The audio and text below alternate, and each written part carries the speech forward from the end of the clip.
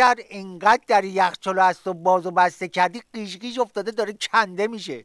مگه آزار داری؟ چرا همچی میکنی آخه؟ آخه هیچی توش نداشت، داشتم ریفرش میکردم ببینم چیز جدیدی پیدا میکنم یا نه. یه بار دیگه دور یخچال ببینم طوری ریفرش و ریفشاتت میکنم که مثل آب طالبی بری تو قفسه یخچال بشینی اینقدر واسه من بلبل زبونی نکنی. اسی وضع اینترنت چطوره؟ میتونی چند تا خبر بخونی برامون عمو جان یا نه؟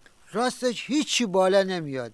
با این وضع سرعت اینترنت به جای گزینه بروز رسانی بهتره بنویسن به زور رسانی. مگه این زرشیان قبل از انتخابات نمیگفت من بیایم فیلتر رو برمیدارم اینترنت رو درست میکنم؟ پس چی شد؟ فیلتر سیگارشو گفته بود.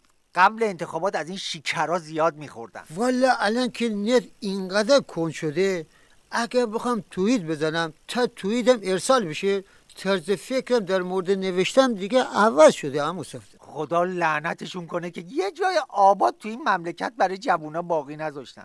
میدونی آقا جان، تو این موزه های تاریخی هست از هر دوره یه چیزی به عنوان نماد هست، لباس، سفال، سکه. ولی از دوره ما احتمالا یه دانه فیلتر شکن بذارن بگن اینا مال دوره مسدودیان بوده، همش مسدود بودن. جالب اینه زنگ زدن به پشتیبان اینترنت، گفتم چیکار کنم سرعت اینترنتم خوب بشه. آخ یک سیگنال از نت پیدا شد. عمو صفدر تا نپریده یه خبر جذاب بخون یکم صفا کنیم مامو. آها اینجا نوشته پروفسور الیزابت استاد دانشگاه اسلو گفته بخشی از مردم نروژ به خاطر خوشبختی زیاد عذاب وجدان دارن. کاش که منم نروژی بودم زیر بار سنگین این عذاب و وجدان نورده می شدم.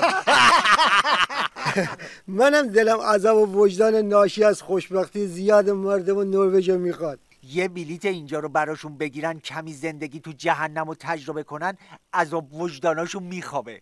زیرش نوشتم لطفاً بیاین مدتی با شما جابجا بشین. ولی خدا وکیلی دلم براشون میسوزه.